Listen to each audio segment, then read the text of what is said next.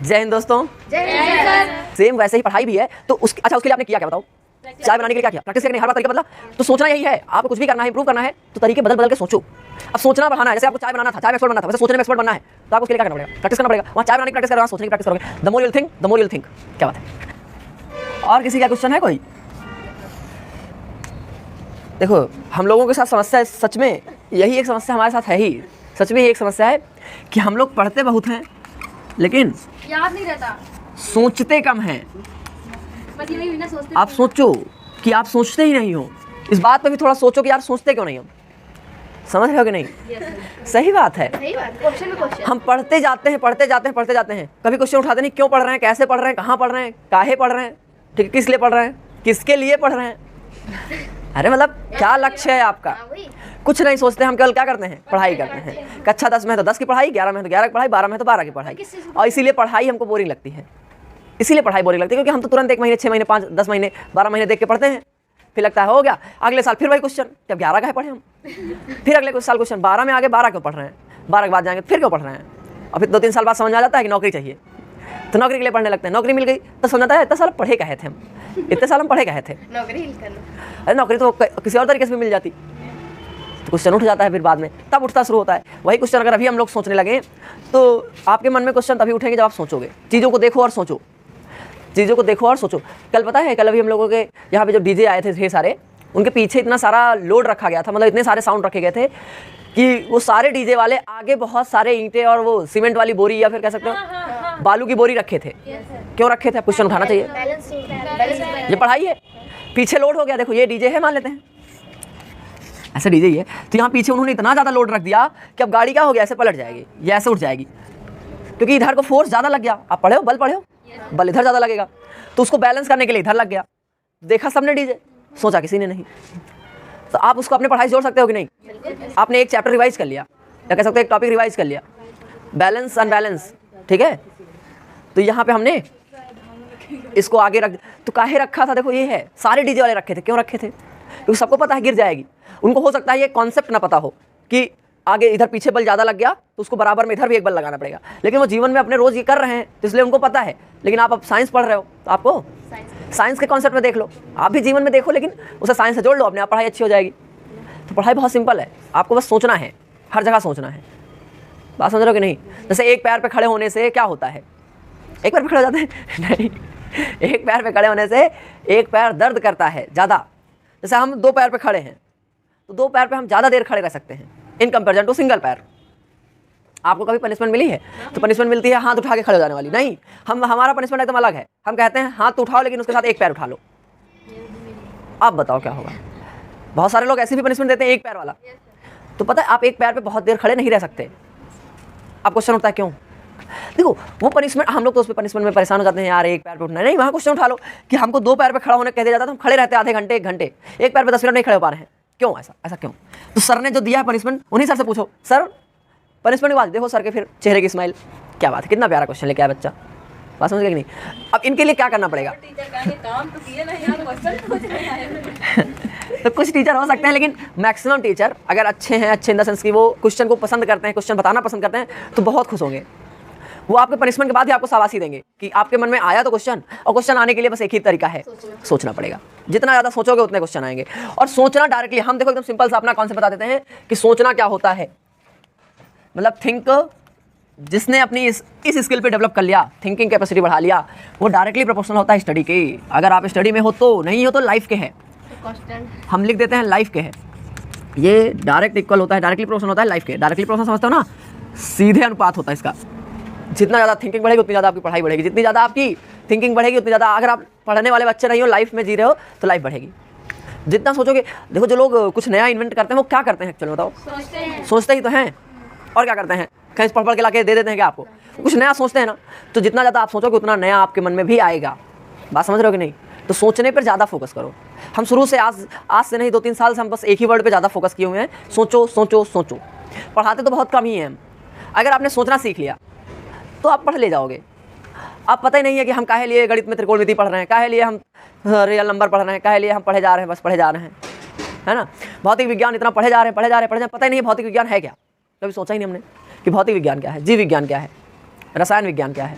रसायन में क्या होता है, क्यों होता है, कैसे होता है ना, ये सब सोचते ही नहीं है, इसलिए थोड़े से पीछे जाते हैं। तो एक चीज़ करो, पढ़ना बहुत है, बहुत हम ऐसा मानते हैं कि पढ़ाई तो बहुत करनी है, बहुत करनी है पढ़ाई, लेकिन अगर तरीका सही नहीं हुआ तो फिर वो पढ़ाई कोई अर्थ नहीं निकालेगी।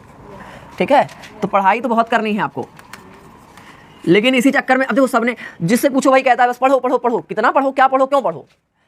हम कह रहे हैं कि आप पहले सोचो, पहले क्या करो, सोचो फिर पढ़ो, पहले सोचो फिर पढ़ो। पढ़ना तो बहुत है, हम फिर से कह रहे हैं पढ़ना बहुत है, ऐसा कोई कह दे कि पढ़ना नहीं है तो वो गलत है, लेकिन हम कह रहे हैं पढ़ना ही नहीं है, पढ़ाई के साथ साथ आपको सोचना भी है। जितना ज़्यादा सोचोगे उतना ज़्यादा आप पढ़ाई में आगे बढ़ोगे।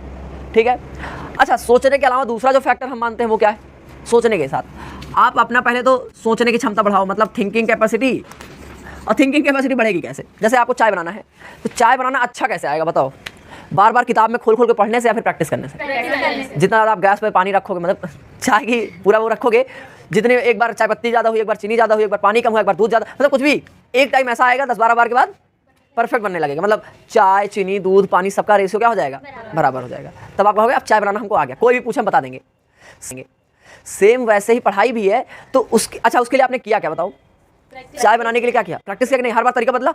तो सोचना यही है, आपको कुछ भी करना है, इंप्रूव करना है तो तरीके बदल बदल के सोचो। अब सोचना बढ़ाना है, जैसे आपको चाय बनाना था, चाय में एक्सपर्ट बनना था, वैसे सोचने में एक्सपर्ट बनना है तो आपको उसके लिए क्या करना पड़ेगा, प्रैक्टिस करना पड़ेगा। वहाँ चाय बनाने की प्रैक्टिस कर रहे हो, वहाँ सोचने की प्रैक्टिस करोगे। The more you will think the more you will think, क्या बात है, क्या लिख रहे हैं, क्या बता रहे हैं, the more you will think the more you will think. देखो अभी आया मन में हमारे, कितनी बड़ी लाइन है हमको भी नहीं पता है। The more you will think the more you will think the more you will think, बहुत बड़ी लाइन है ये, अभी तो नहीं, इसी को कोट्स कहते हैं, इसी को कोट्स कहते हैं, मोटिवेशनल जो होते हैं कि आपको तहलका मचा देंगे। जितना ज़्यादा सोचोगे उतना सोचोगे, तो सोचने के लिए सोचना होगा, आपको सोचने के लिए सोचना होगा। ठीक है, और सोच से ही, अच्छा पहली बात बता दिए, ये पहला फैक्टर है पढ़ाई में अच्छा करने के लिए या जीवन में अच्छा करने के लिए आपको सोचना होगा। जीवन में कोई भी कार्य कर रहे हो, दूसरा उसके साथ रिलेट करने की क्षमता होनी चाहिए। रिलेट मतलब समझते हो, जोड़ने की। आपने कल देखा डीजे, डीजे के पीछे देखा साउंड, आगे देखा बालू की बोरियां।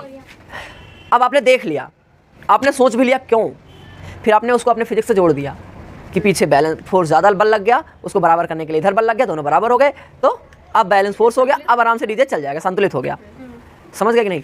तो असंतुलित में क्या होगा, एक तरफ को ज़्यादा भागेगा। आपने देखा, पहले तो देखा, फिर सोचा, फिर उसको रिलेट किया, और रिलेट करके आपको अगर पढ़ाई कर रहे हो, जीवन में पढ़ाई कर रहे हो, तो आपको पढ़ाई में बेनिफिट मिला कि नहीं मिला, बस यही है। अब कल को जब वो कभी आपको, हो सकता है आपके सिलेबस में ना हो, अभी आप 9th में हो, 10th में, 11th में, हो सकता है आपके ईयर में ना हो, मान लो अगले साल आएगा, तो जब आपको वो साल में पढ़ाया जाएगा संतुलित बल, असंतुलित बल, या फिर बैलेंस फोर्स, अनबैलेंस फोर्स, तब आपके दिमाग में क्या आएगा, आपका अपना एग्जाम्पल आएगा। आपको किताब की एग्जाम्पल देखने की जरूरत नहीं है, काहे नहीं है, क्योंकि आपने खुद सोचा है, आपके पास एग्जाम्पल ऐसे भरे पड़े हैं। जैसे हम लोग कुर्सी पे कभी कभी बैठते हैं और हीरो बनते हैं, पीछे को उठाते हैं ऐसे झूम झूम, है ना, डिस्को करते हैं, और फिर अचानक से गिर जाते हैं। अब गिर गए तो आप समझ जाओगे कि, और हम लोग देखो बहुत अच्छे वो हैं खिलाड़ी की, उसे हम 2 पैरों पे, मतलब 4 होते हैं ना, 2 पैरों पे हम बैलेंस करने की कोशिश करते हैं। कभी किया किसी ने? सभी करते हो? ये 4 पैर होते हैं, तो हम लोग सोचते हैं कि ये पीछे वाले 2 पैर पे इसको उठा देते हैं, इसको क्या करते हैं, थोड़ा सा उठा देते हैं ऐसे, और इस पे हम लोग बैलेंस करते हैं, और एक बार बैलेंस बिगड़ जाता है, गिर जाते हैं। तो उस टाइम आपने देखा होगा फिर से कि आगे वाला जो बल था, पीछे वाला बल, दोनों बराबर था, तब तक आप सही सलामत थे। जैसे एक तरफ को बल ज़्यादा हुआ, क्या हुआ, आप असंतुलित हुए और गिर गए। अब जब कल आपको फिर से असंतुलित बल और संतुलित बल पढ़ाया जाएगा तो क्या करोगे, तुरंत जोड़ लोगे कि नहीं जोड़ लोगे? बस यही होता है। जब आप चक्कू से काटने जा रहे हो, सब्जी तो रोज काट रहे हो आप, लेकिन अगर आप वहाँ सोचो कि सब्जी काट तो रहे, चक्कू में ऐसे होता है, चक्कू देखा है कि नहीं सबने? देखो छुए भी हो, ऐसे ही कुछ होती है ना चक्कू, एक तरफ वो नुकीली होती है, एक तरफ पीछे नहीं होती है। नहीं, इधर तो ये मुठिया हो गई ना, मतलब इससे पकड़ा है हमने, और ये वह धार वाला है और ये बिना धार वाला है। तो कभी बिना धार वाले से आपने काटा है? कटता है? नहीं कटता। और धार वाले से कट जाता है, धार वाले से कट जाता है। अब क्वेश्चन उठ जाएगा, तो कटना तो दोनों चाहिए, लोहा तो दोनों था, काम तो दोनों का वही था, एक तरफ से कटा एक तरफ से नहीं कटा। आप उस पर सोचे जा रहे हो, पता नहीं चला, लेकिन आपको कल एक कॉन्सेप्ट पढ़ने को मिला और उससे आपने तुरंत रिलेट किया कि हो सकता है इसी वजह से। बताया जाएगा आपको कि जो मतलब एरिया जब कम हो जाता है, मतलब क्षेत्रफल कम हो जाता है, तो उसका प्रेशर ज़्यादा हो जाता है। तो इधर वाले का एरिया क्या हो गया, कम, पीछे वाले का एरिया ज़्यादा था। इसका एरिया कम तो प्रेशर ज़्यादा, प्रेशर ज़्यादा तो बल ज़्यादा लगा, बल ज़्यादा लगा तो कट गया आराम से। उससे भी कटेगा, लेकिन वहाँ ज़्यादा ताकत लगानी पड़ेगी, बल ज़्यादा लगाना पड़ेगा, क्योंकि एरिया ज़्यादा है तो प्रेशर कम है, और प्रेशर कम है तो बल ज़्यादा लगेगा। ये बात तो समझ में आ गई हमको। अब ये किसने बताया आपको? आप घर में रोज़ सब्जी काट रहे हो लेकिन आपने ध्यान नहीं दिया।